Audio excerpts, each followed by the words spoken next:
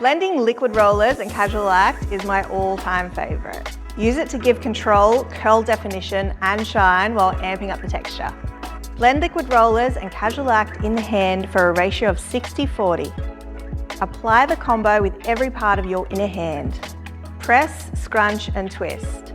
This gives the shape the opportunity to have varied levels of smoothness and textures, and it gives you the choice of where to put it. Make sure the shape is sitting in a flatter version of how you want to see it dry, and diffuse with a prong diffuser on low speed and low heat. Slow and steady wins the race.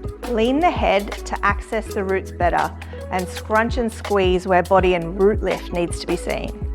Once the hair is dried to your satisfaction, finish with casual act by gently scrunching and squeezing the product into the hair. It's super important not to be too rough here, as you want to respect the curl pattern and don't want unwanted frizz. Don't you wish your girlfriend was hot like this?